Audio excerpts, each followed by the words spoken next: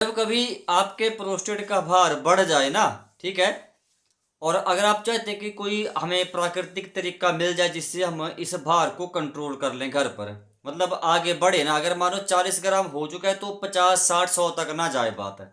हरे कृष्णा राम राम जी। तो आप लोगों को ना 4 5 तरह के बीज खाने पड़ेंगे जो मैं वीडियो में बताऊंगा, और आपके घर में पड़े हैं वो कहीं आपको दूर नहीं जाना उनको लेने के लिए, घर में पड़े हैं, बल बिल्कुल छोटे छोटे से बीज हैं। लेकिन ये बीज दिखने में जितने छोटे हैं इनके फायदे उतने ज़्यादा बड़े होते हैं मेरे पुरुष भाइयों, जी हाँ।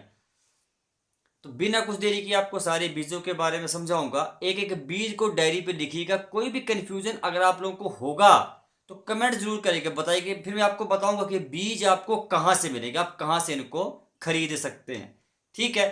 अब पहले आपको थोड़ा सा इंट्रोडक्शन दूं कि ये जो आपको प्रोस्टेट का भार बढ़ रहा है, मतलब हर दिन जो प्रोस्टेट का आपको ऐसा लग रहा है कि भार बढ़ते जा रहा है, कंट्रोल नहीं कर पा रहे हैं, इसके पीछे बेसिकली कारण क्या है?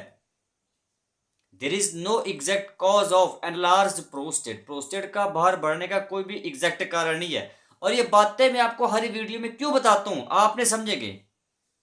आप बेशक इन बातों को सुनकर बोर होते होंगे, लेकिन पुरुष भाइयों एक बात आप मान लीजिए, इस बात को सुनकर आप बोर नहीं हो सकते कि 60 साल के बाद, आपको मैं एक लगभग एक आंकड़ा बताता हूं अप्रोक्सीमेट, 60 70 साल तक आते आते लगभग लगभग 60% पुरुषों को प्रोस्टेट की बीमारी के लक्षण आ जाते हैं, और 80 90 साल तक आते आते 80% पुरुष भाइयों को प्रोस्टेट की बीमारी के लक्षण नजर आ जाते हैं।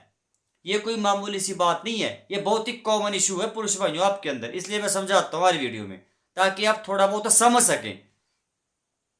मतलब 60 साल के बाद सबसे कॉमन समस्या पुरुषों में जो होती है वो प्रोस्टेट का भार बढ़ने की ही होती है पुरुष भाइयों, मान लीजिए आप इस बात को, इसलिए समझाता हूँ हर वीडियो में। 20 25 ग्राम नॉर्मल भार है, इसके ऊपर जब जाता है ना भार 30 40 या 100 तक, तो समझ लो आपको बेनाइन प्रोस्टेटिक हाइपरप्लेशिया हो गया। बीमारी का नाम है, प्रोस्टेट बीमारी का नाम नहीं है, प्रोस्टेट एक ग्लैंड है, ग्रंथि है, बीमारी का नाम होता है बीपीएच या बेनाइन प्रोस्टेटिक हाइपरप्लेशिया। ठीक है, जो नॉन कैंसरस होता है, कैंसर नहीं होता है। अभी आप इतना आपने समझ लिया, अब आपने समझना है कि ये आपको पेशाब आता है क्यों है बार बार, प्रोस्टेट का भार बढ़ने का मतलब बार बार पेशाब आने से क्या कंसर्न है, क्या इसका संबंध है, क्या लेना देना है भैया समझो।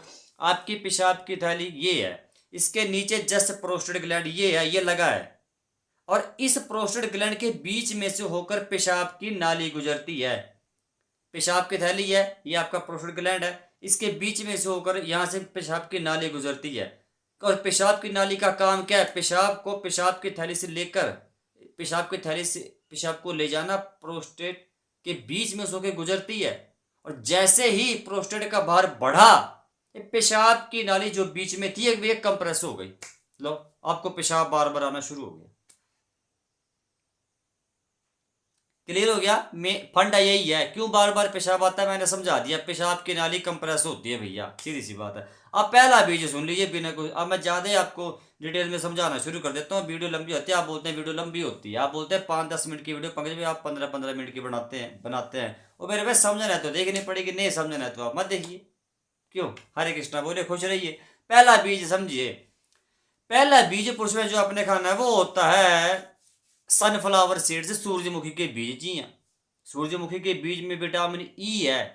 विटामिन ई एक एंटीऑक्सीडेंट है जो प्रोस्टेट कैंसर से आपकी रक्षा कर सकता है, प्रोस्टेट के सेल्स की अनवांटेड ग्रोथ होने से रोक सकता है। कितना कितना क्वांटिटी? दिन में 1 चम्मच यार, सूरजमुखी के बीज। और कितने? कोई महंगा है, कोई बाजार से लाना है, घर में फूल लगे होते हैं, या रिश्तेदार के घर के यहाँ पूछ लो, पड़ोसी घर में पूछ लो, भैया सूरजमुखी का जो बीज फूल आपने हमें बीज चाहिए, ले लो। अगर नहीं मिलता तो भैया ऑनलाइन आप मंगवा लो, तब आपके पास लास्ट ऑप्शन है कि भैया ऑनलाइन आप मंगवा सकते हैं, वीडियो में किया हूँ टैग में, बीज मंगवा लो, खा लो। देखिए इन बीजों के बारे में जो बता रहे हैं आपको, वैसे मेरे सुनने से आपको भरोसा नहीं होगा। आप जब इनको खाएंगे लगातार 1 महीना 2, तो आपको पता चलना शुरू हो जाएगा अपने आप ही कि हाँ भैया पंकज भाई सही बोल रहा था यार, हमने खाना शुरू किया जब हमें इतना फर्क पड़ गया भैया। मैं नहीं बोल रहा हूँ, रिजल्ट्स बोलेंगे। आप जब खाएंगे आप खुद हैरान होंगे, पकड़ हाँ यार अब हमें लग रहा है कि मामला कंट्रोल हो रहा है।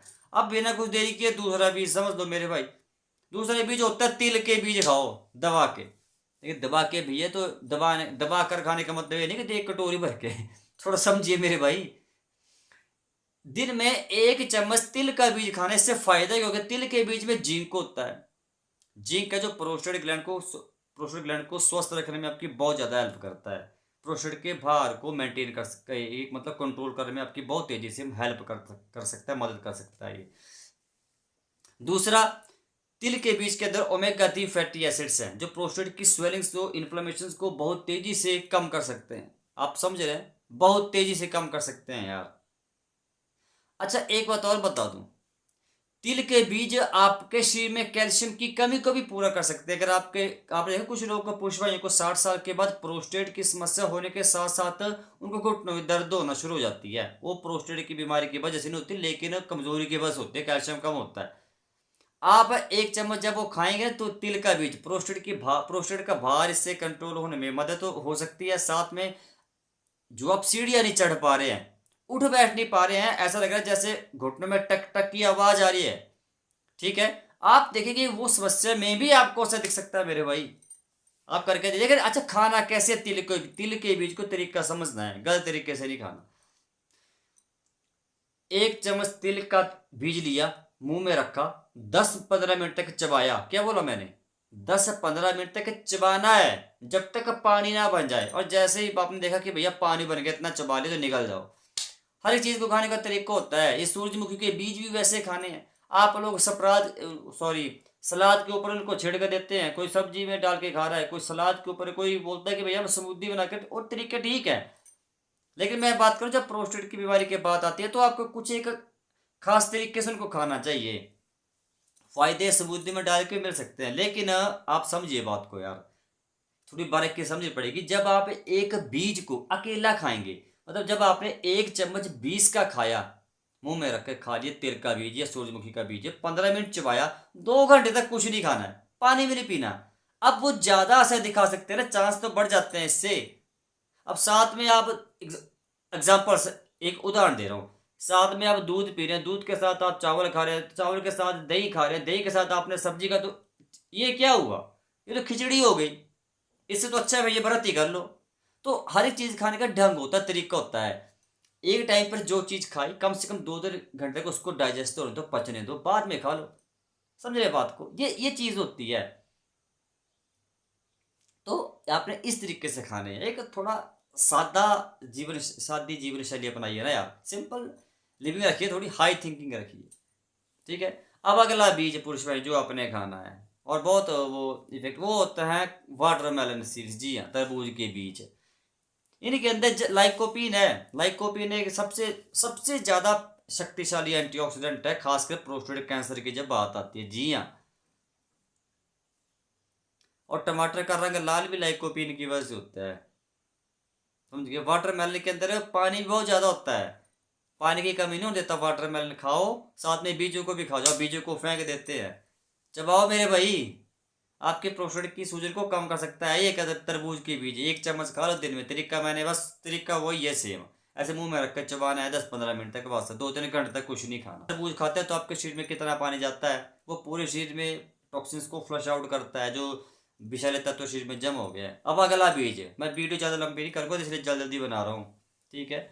अब अगला बीज, ये बीज आपको पक्का खाना शुरू कर देना। ये जो इसके पीछे जो मैंने बीज बताए ना, इनको आप, मैं बोलता हूँ अगर आप नहीं भी खा सके, कोई ऐसी परिस्थिति सामने उत्पन्न होगी कि आप नहीं खा पा रहे, आपको मिल नहीं रहे हैं कहीं पे भी, ऑनलाइन नहीं मिल रहे, पंसारी के पास नहीं मिले, तो भैया कद्दू के बीज आपको खाने ही खाने हैं। इसके कोई भी एक बहाना नहीं चलने वाला कि हमें नहीं मिल रहे। भैया कद्दू की सब्जी हर कोई खाता है, तो कद्दू के बीज में ना तो नॉर्मल सी चीज है।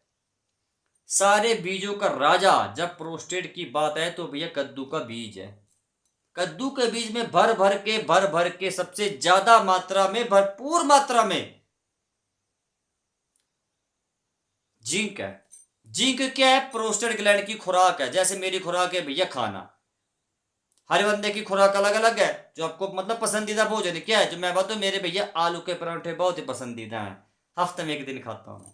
आप लोगों का भी होगा, कोई परांठे खाता होगा, ठीक है। कई कुछ लोगों का पसंदीदा भोजन चाउमीन, मोमो, बर्गर है, जो बेकार की चीजें होगा ना। इस तरह आपके पौष ग्रंथि का भोजन है, जिंक कंटेनिंग फूड आइटम्स, जिन भी खाने पीने की चीजों में जिंक ज्यादा होता है ना, वो प्रोस्टेट उनको देखकर बहुत ज्यादा प्रसन्न होता है, खुश होता है। वो बोलते हैं भाई वाह, अब मुझे पौष्टिक भोजन मिल रहा है। तो आप समझ रहे क्या समझाने की कोशिश की मैंने मजाक मजाक में। जिस भी खाने पीने की चीज में जिंक ज्यादा आप वो खाओ बस 60 साल के बाद, क्योंकि जिंक, कद्दू के बीच में जिंक और फाइटोस्टेरोल्स हैं, ये दोनों मिलकर प्रोस्टेट की हेल्थ को बहुत ज्यादा सपोर्ट करते हैं यार। मानिए मेरी, प्रोस्टेट को 100 साल तक स्वस्थ जवान रखने में आपकी बहुत ज्यादा हेल्प करते हैं कद्दू के बीज। साथ में ये पूरे यूरिनरी फंक्शंस को रेगुलेट करने का काम करते हैं यार कद्दू के बीज, मजाक में लिए हैं क्या। आपके पूरे यूरिनरी फंक्शंस को रेगुलेट करने का काम भी कौन करते हैं, कद्दू के बीज। पेशाब कम आ रहा है, ज्यादा आ रहा है, पेशाब की थैली खाली नहीं हो पा रही, पेशाब की थैली भरी भरी लगती है, ऐसा लगता है कि मतलब पेशाब करते समय बहुत ज्यादा जोर लगाना पड़ रहा है, पेशाब करते समय जलन हो रही है।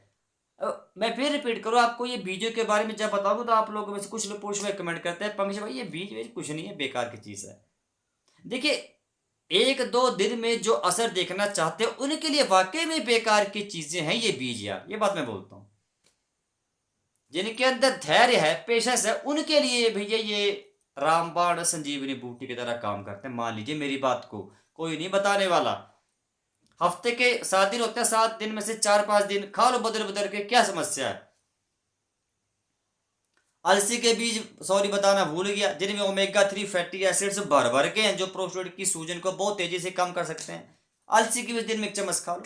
बेशक मैं मानता हूँ अलसी के बीज थोड़े से गर्म होते हैं, लेकिन अब गर्मी का मौसम नहीं है, क्या बोलने की गर्म बरसात है, अब हल्की हल्की ठंड हो गई है भैया, समझ रहे बात को ना।